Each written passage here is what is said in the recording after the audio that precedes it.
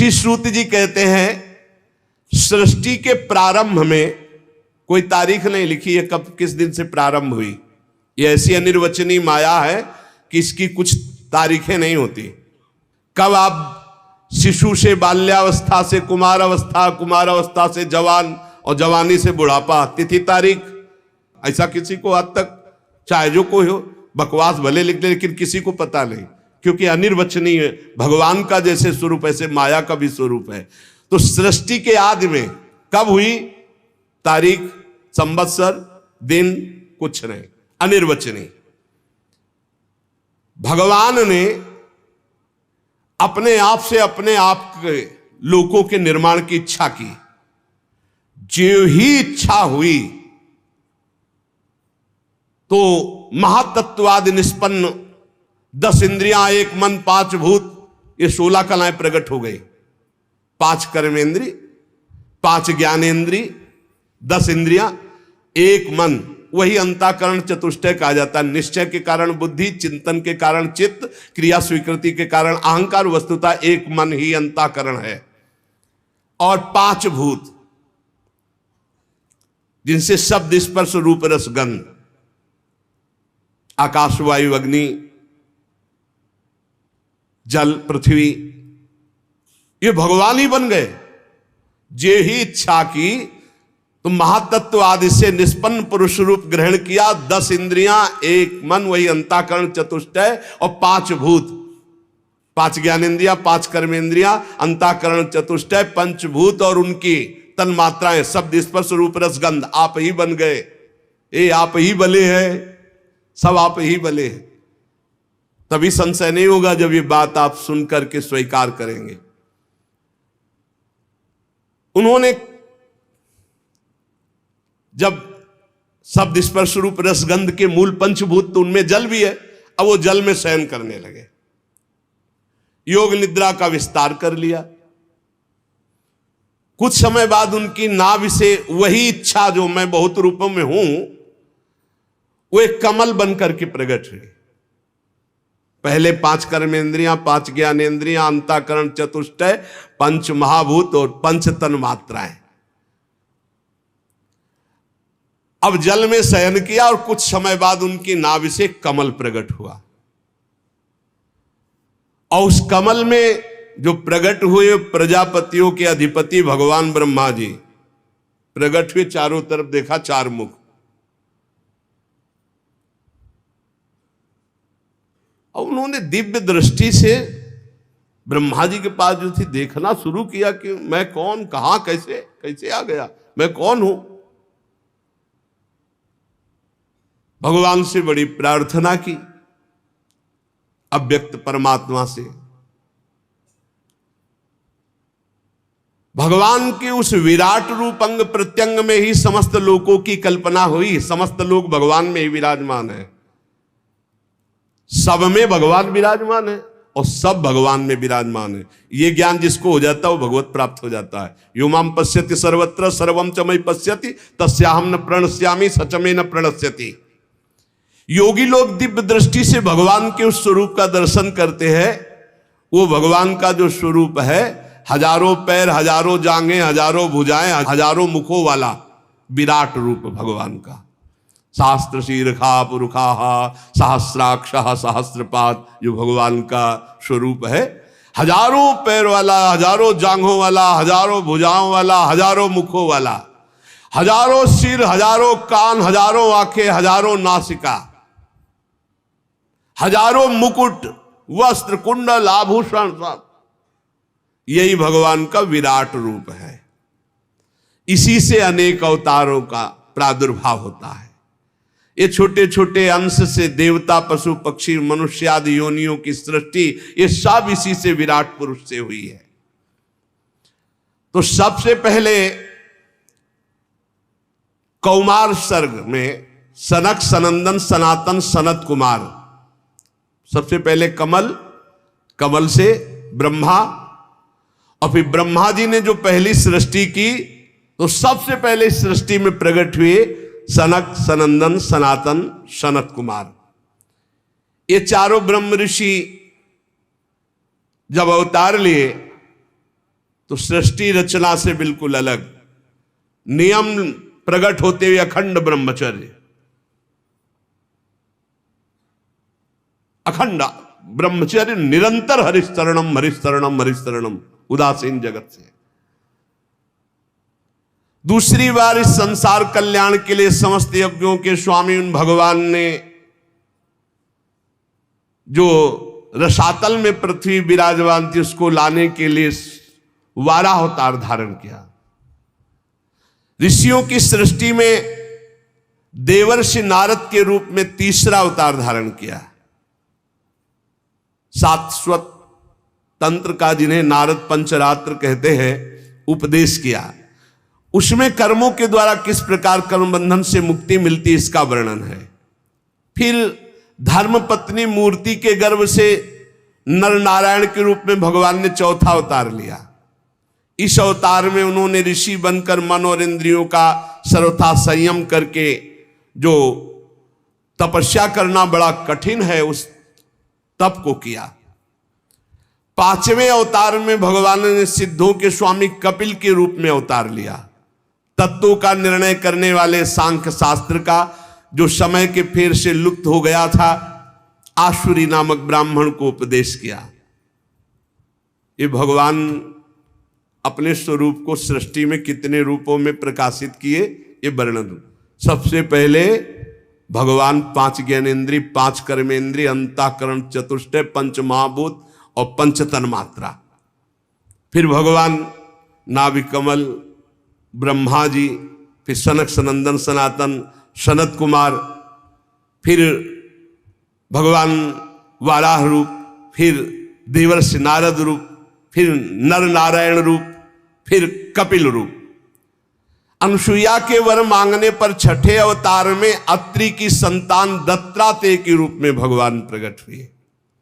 इस अवतार में उन्होंने अलर्क और प्रहलाद आदि को ब्रह्म ज्ञान का उपदेश किया। 7वीं में रुचि प्रजापति की आकुति नामक पत्नी से यज्ञ के रूप में भगवान ने अवतार ग्रहण किया और अपने पुत्र याम आदि देवताओं के साथ स्वयंभू मनवंतर की रक्षा की। राजा नाभ की पत्नी मेरु देवी के गर्भ से ऋषभ भगवान के रूप में अवतार हुआ, जिनके पुत्र भरत जी, जो जड़ भरत जी कहलाए गए। ये 8वां अवतार भगवान का ऋषभ देव के रूप में। इस रूप में परमहंसों का वह मार्ग जो सभी आश्रमियों के लिए वंदनीय है, स्वयं ऋषभ रूप धारण करके दिखाया। करके ऋषियों की प्रार्थना से 9वीं बार वे राजा पृथु के रूप में अवतीर्ण हुए। शौनकादि ऋषियों, इस अवतार में उन्होंने पृथ्वी से समस्त औषधियों का दोहन किया। ये अवतार सबके लिए बड़ा कल्याणकारी हुआ। चाक्षुष मनवंतर के अंत में जब सारी त्रिलोकी समुद्र में डूब रही थी, तब भगवान ने मत्स्यावतार धारण किया, जो 10वां अवतार है। पृथ्वी रूपी नौका पर बैठाकर अगले मनवंतर के अधिपति वैवस्वत मनु की रक्षा की। फिर भगवान ने जिस समय देवता और दैत्य समुद्र मंथन कर रहे थे, उस समय 11वां अवतार धारण किया, कच्छप रूप, जो मंदराचल को अपनी पीठ पे धारण किया। फिर उसी समुद्र मंथन में 12वीं बार धन्वंतरी के रूप में अमृत कलश लेकर समुद्र से प्रकट हुए। फिर वही उसी समय 13वीं बार मोहिनी रूप धारण करके दैत्यों को मोहित करके देवताओं को अमृत पान कराया। फिर भगवान ने जो 14वीं बार अवतार लिया, वो बड़ा ही भयंकर रूप था, नरसिंहावतार। अत्यंत बलवान दैत्यराज हिरण्यकश्यप की छाती अपने नखों से फाड़ डाली, जैसे चटाई फाड़ डाली। प्रहलाद जी को सताने के कारण बहुत आवेश में भगवान बड़ा भयंकर रूप, सब कांप रहे थे एक दहाड़ में, ऐसा नरसिंह रूप। 15वीं बार वामन का रूप धारण करके भगवान दैत्यराज बलि के यज्ञ में गए। अंदर से चाहते थे त्रिलोकी का राज्य, परंतु मांगी उन्होंने केवल 3 पग पृथ्वी। भगवान का 16वां अवतार हुआ परशुराम अवतार। जब देखा कि ये दुष्ट स्वभाव वाले राजा लोग धर्मद्रोही है, मनमानी आचरण कर रहे, तब क्रोधित होकर 21 बार इन धर्म विरोधी स्वभाव वालों का विनाश किया, 21 बार। इसके बाद 17वें अवतार में सत्यवती के गर्भ से पराशर जी के द्वारा वे श्री कृष्ण द्वैपायन भगवान व्यास देव जी के रूप में अवतीर्ण हुए। उस समय लोगों की समझ और धारणा शक्ति कम देखकर आपने वेद रूप वृक्ष की कई शाखाएं बना दी। 18वीं बार देवताओं का कार्य संपन्न करने की इच्छा से राजा राम के रूप में भगवान ने अवतार धारण किया, जिसमें समुद्र पर सेतु बांधना, रावण वध, बड़ी मंगलमयी लीलाएं भगवान मर्यादा पुरुषोत्तम श्री रामचंद्र जी ने की। 19वें और 20वें अवतार में यदुवंश में बलराम और श्री कृष्ण के नाम से भगवान का अवतार हुआ। इसके बाद कलयुग आ जाने पर मगध देश बिहार में देवताओं के द्वेषी दैत्यों को मोहित करने के लिए अजन के पुत्र रूप में भगवान का बुद्धावतार उस समय कह रहे कि होगा तो हो गया है। इसके भी बहुत पीछे बाद जब बिल्कुल कलयुग का अंत होना होगा, जब सब लुटेरे हो जाएंगे, कोई किसी का रक्षक नहीं, सब मतवादी आचरण, तो विष्णु यश नामक ब्राह्मण के घर कल्कि के रूप में भगवान अवतीर्ण होंगे। यहां 22 अवतारों की गणना की गई, परंतु भगवान के 24 अवतार प्रसिद्ध हैं। कुछ विद्वान 24 की संख्या यूं पूर्ण करते हैं। रामकृष्ण के अतिरिक्त 20 अवतार तो उपयुक्त हैं ही, शेष 4 अवतार भगवान श्री कृष्ण के ही अंश हैं। स्वयं श्री कृष्ण तो पूर्ण परमेश्वर है, वे अवतार नहीं अवतारी हैं, अतः श्री कृष्ण को अवतारों की गणना में नहीं गिनते। उनके 4 अंश, एक तो केश का अवतार, दूसरा सुतपा तथा प्रश्नि पर कृपा करने वाला अवतार, तीसरा संकर्षण और चौथा परब्रह्म। इन चारों अवतारों से विशिष्ट 5वें साक्षात भगवान वासुदेव। दूसरे विद्वान ऐसा मानते हैं कि 22 अवतार तो प्रयुक्त है। इनके अतिरिक्त 2 अवतार और हैं, हंसावतार और हयग्रीव अवतार। ऐसे भगवान के 24 अवतार होते हैं। शौनकादि ऋषियों, जैसे अगाध सरोवर से हजारों छोटे छोटे धाराएं निकलती है, वैसे ही भगवान श्री हरि के असंख्य अवतार और होते हैं, जिनका वर्णन नहीं, असंख्य। वो अपने भक्त के लिए कभी कोई अवतार धारण कर सकते हैं। जैसे द्रौपदी के लिए चीर अवतार धारण किया, कहां लिखा है? द्रौपदी के लिए चीर अवतार तो 24 में थोड़ी है। बोले असंख्य अवतार, जब जरूरत पड़े भक्त के लिए तब वो तुरंत अवतार धारण करते हैं, अंतर ध्यान हो जाते हैं। जैसे अगाध सरोवर से छोटे छोटे बहुत सी धाराएं निकलती है, ऐसे भगवान श्री हरि के असंख्य अवतार हैं। ऋषि, मनु, देवता, प्रजापति, मनुपुत्र और जितने भी महान शक्तिशाली वे सब के सब भगवान के ही अंश हैं। ये सब अवतार तो भगवान के अंशावतार अथवा कलावतार है, परंतु भगवान श्री कृष्ण तो स्वयं भगवान अवतारी हैं, सबके अवतारी हैं। जब लोग दैत्यों के अत्याचार से व्याकुल हो उठते हैं, तब युग युग में अनेक रूप धारण करके भगवान उनकी रक्षा करते हैं। भगवान की दिव्य जन्मों की एक कथा अत्यंत गोपनीय रहस्यमयी है। जो मनुष्य एकाग्र चित्त से नियम पूर्वक प्रातः काल या सायंकाल इस कथा को सुनेगा, वो समस्त दुखों और पापों से छूट जाएगा। प्राकृत स्वरूप रहित चिन्मय भगवान का जो स्थूल जगदाकार रूप है, ये जगदाकार रूप भगवान ही है। ये उनकी माया के महत्त्वादि गुणों से भगवान में ही कल्पित है। जैसे बादल वायु के आश्रय रहते हैं, धूसरपना धूल में होता है, परंतु अल्प बुद्धि मनुष्य बादलों को आकाश में और धूसरपने का वायु में आरोप करते हैं। ऐसे ही अविवेकी पुरुष सबके साक्षी आत्मा में स्थूल दृश्य रूप जगत का आरोप करते हैं। इस स्थूल रूप से परे भगवान का एक सूक्ष्म अव्यक्त रूप है, जो ना तो स्थूल की तरह आकार आदि गुणों वाला है और न देखने में आता है न सुनने में आता है। वो सूक्ष्म से सूक्ष्म है। आत्मा का आरोप या प्रवेश होने से वही जीव कहलाता है। बात समझिए अगर पकड़ पा रहे हो। इस आकार आदि से अलग भगवान का एक सूक्ष्माति सूक्ष्म रूप है, न देखने में आता है, न सुनने में आता है, न पकड़ में आता है। सूक्ष्म स्वरूप, उसी को आत्मा कहा गया है। और वही जब शरीराभिमान से युक्त हो जाता है तो उसी को जीव कहते हैं। और उसी शरीराभिमानी का बार बार जन्म मरण होता है। और है कौन? वही है, वही है। बस ये बात समझना है। भगवत स्वरूप होकर भगवत लीला में जाया जाता है। भगवान का एक सूक्ष्म अव्यक्त रूप है जिसका आकार आदि नहीं है, न देखने में आता है, न सुनने में आता है। वो बड़ा सूक्ष्म है। तो क्या कहते हैं उसको? बोले आत्मा। और जब वही आत्मा अपने स्वरूप को भूलकर देह भाव में आ जाती तो उसे कहते हैं जीव। और इसी जीव का बार बार जन्म मरण होता है। ये लौटते चले जाओ तो पहुंचोगे वही प्रभु में ही। उपर्युक्त सूक्ष्म और ये स्थूल शरीर, वो सूक्ष्मात्म तत्व, स्थूल शरीर अज्ञान के कारण अपना मैं मान लेता है। ये शरीर को मैं मान लेना, सारा झंझट इसी में है। अब जिस अवस्था में गुरु प्रताप से आत्म स्वरूप का बोध हो जाए, शरीर से मैंपन हट जाए, उसी समय जीवन मुक्त ब्रह्म स्वरूप तत्वज्ञानी लोग इस रहस्य को जानते हैं। ये बुद्धि परमेश्वर की साक्षात माया है, बुद्धि तुम्हारी। ये जीव इसी बुद्धि में आसक्त होकर दुर्गति को प्राप्त हो रहा। जैसा निर्णय बुद्धि करती वैसे ही वो करता है, इसलिए बंधता चला जाता है। और जीव है कौन? बोले परमानंद में साक्षात परमात्मा। ये शास्त्र कह रहा है, शास्त्र। आप भूल से शरीर में आसक्त हो, इसलिए जीवात्मा।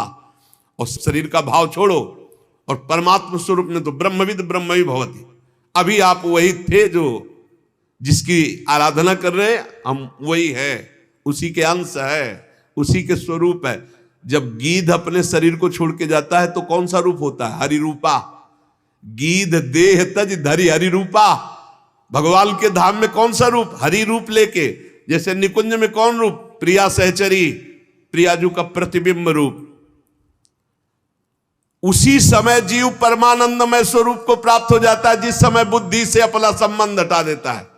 बुद्धि में फंस गया, पुरंजनी में फंस गया। और पुरंजनी में फंस करके अनेकों पुर में वो रमण कर रहा है, कभी सुअर, कभी कुत्ता, कभी गधा, कभी क्या क्या।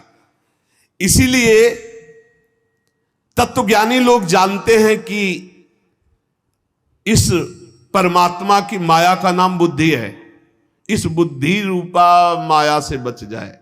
और सलाह इसी बुद्धि की होती, पूरी की पूरी। जितनी जेलें भरी, जितने अपराध हैं, सबकी सलाहकार ये बुद्धि है। और भगवान कहते हैं मुक्त होना है तो बुद्धि को मेरे में अर्पित कर दो। मय्ये मन आधत्स्व मयि बुद्धि में निवेश है। वास्तव में कोई जन्म मरण नहीं।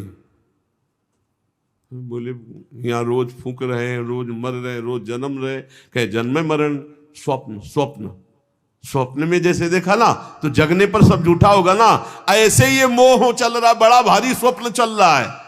अब भगवान कृपा करे तुम जाग जाओ तो तुम भी यही बोलोगे जैसा शास्त्र में लिखा है।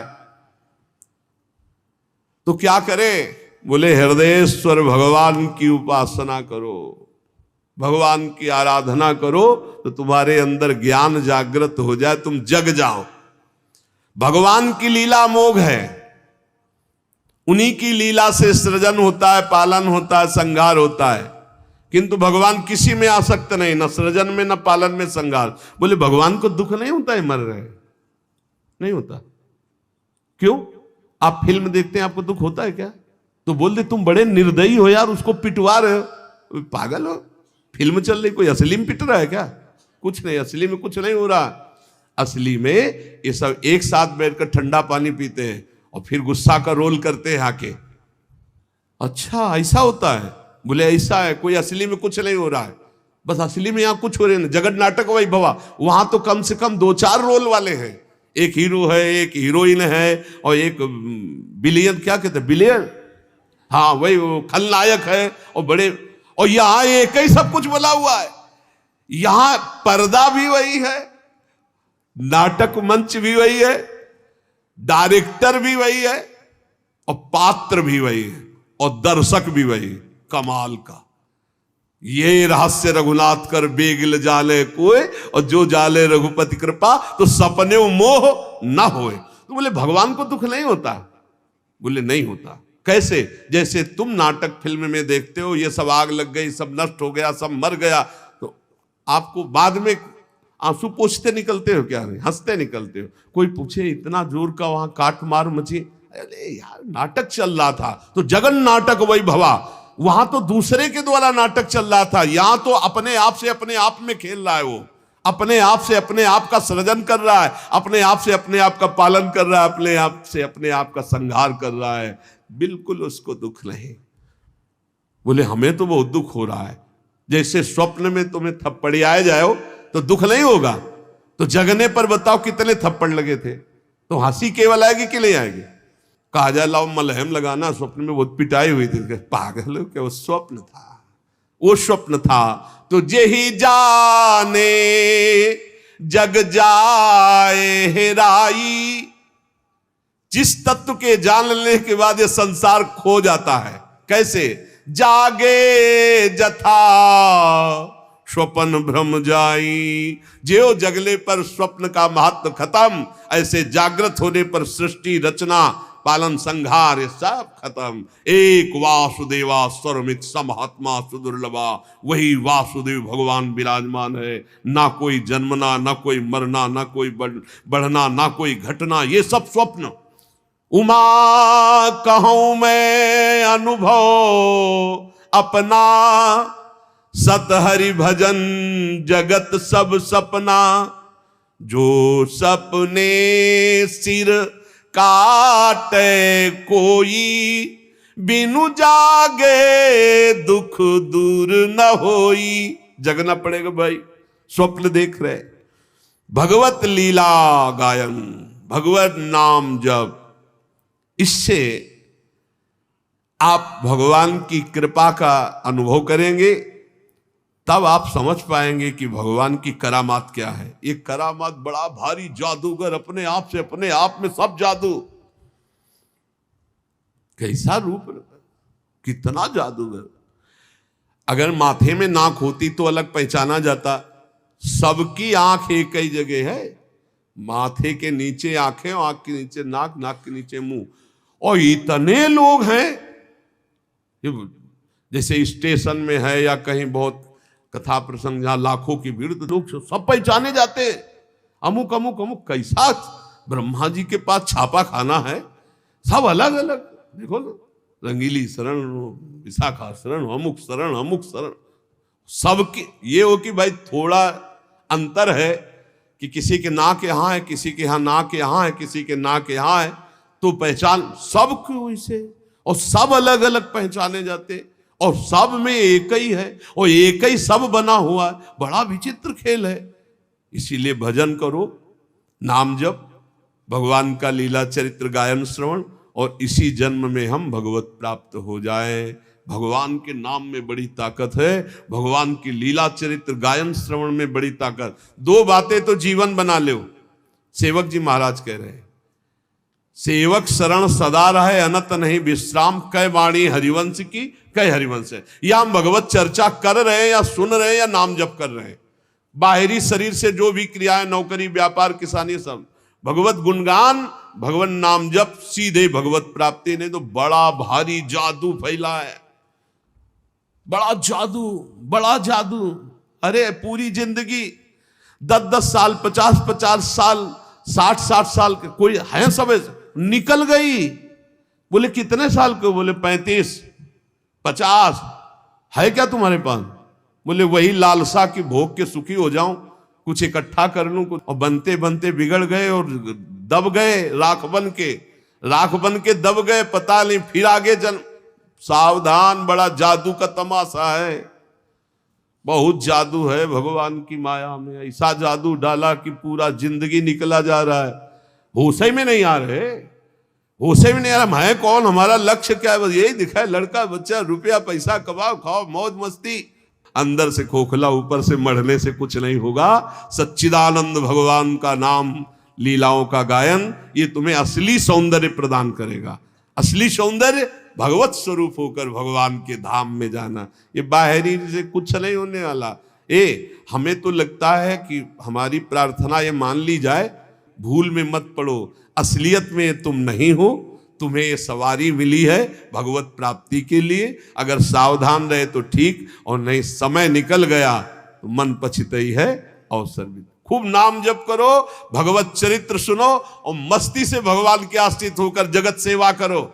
जिसको जो कर्तव्य मिला है, किसानी, व्यापार, नौकरी, राष्ट्र सेवा, समाज सेवा, परिवार सेवा, ये सब भगवान को प्रसन्न करने वाली, कहीं भागने की जरूरत नहीं। जो जहां हो वहीं भगवान के मानकर नाम जप करो, लीला चरित्र गायन श्रवण करो, भगवत प्राप्ति पक्की।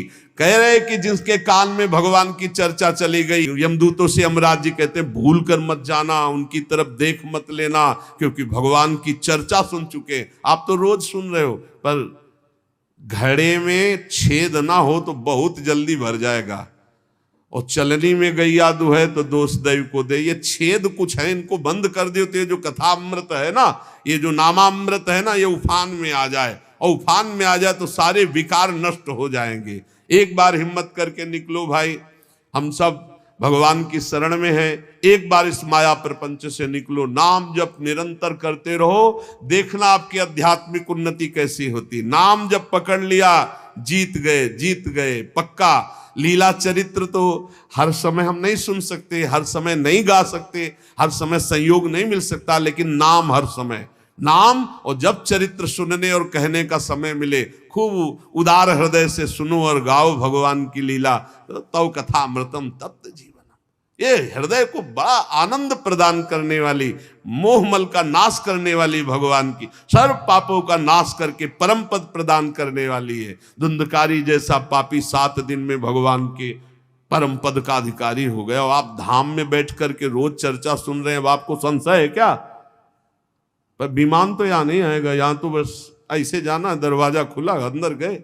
यहाँ विमान नहीं आएगा, विमान की आशा में मत रहना, यहाँ विमान नहीं आएगा। तो वृंदावन धाम है, बस ये वर्दी छूटी, पोशाक दूसरी मिली और श्री जी के पास चले गए। यहीं तो जाना है, यहीं पास ही में है, बस दरवाजा खुलना है। दरवाजा खुला, दिव्य वृंदावन चल सकी। अब यहाँ ऐसे 4 पार्षद विमान इस आशा में वृंदावन धाम है, यही हम तो घर आ चुके हैं। अरे लाखों माला का जो भजन का प्रभाव बाहर है, एक मालक है, ये धाम है। या थोड़ी चर्चा, थोड़ा भजन, थोड़ा सत्कर्म, थोड़ा पुण्य, थोड़ी सेवा बड़ा लाभ प्रदान करती। कहाँ बैठ के सुन रहे हो? बोले वो नैमी सारण में सुन रहे, वो हरिद्वार में सुन रहे। ये सब भगवान के रचित तीर्थ है। नैमी सारण तीर्थ जानते हो क्यों? सुदर्शन चक्र के प्रभाव से। और यहाँ स्वयं भगवान लीलारत थे, है और आगे रत रहेंगे। प्रिया प्रीतम का घर है ये, बस ट्रांसफर हो गया, शरीर ये छूटा और निकुंज की पोशाक मिलेगी। चल सकी प्रियाजू के पास। अनंत जन्मों की सच्ची मानिए, हम भूल गए। जैसे पिछले जन्म में हमारे कौन माता पिता थे पता नहीं ना, बिल्कुल पता नहीं। ऐसे हमारे असली परिवार के जन हैं प्रिया प्रीतम। हम भूलकर माया में फंस गए। जिस समय आपको दृष्टि मिलेगी तो आप चिल्ला के रो पड़ेंगे। जैसे अपने माता पिता को पहचान ले तो कैसा लगता है, ऐसे असली आए मिले परिवार आपने, हरिहसि कंठ लगायो, भाग बड़ो वृंदावन पायो। अब बस घर जाना है, अपने घर जाना है, और कुछ नहीं रह गया। समय व्यतीत करो, जीवन की श्वासें खत्म हो और अपने श्री जी के पास चलना। विश्वास पक्का रखना। विश्वास में डगमगाए तो साधन बल से नहीं है। हित दूर जो विश्वास है तब ही सुधरे बात, ना तर माया पंथ में फिरे जो टक्कर खार। निरंतर नाम जप करो और जितना बन सके उतना परोपकार करो, दूसरों का हित करो, बड़ा आनंद रहेगा। शेष चर्चा आगे। श्री राधा वल्लभ लाल की जय।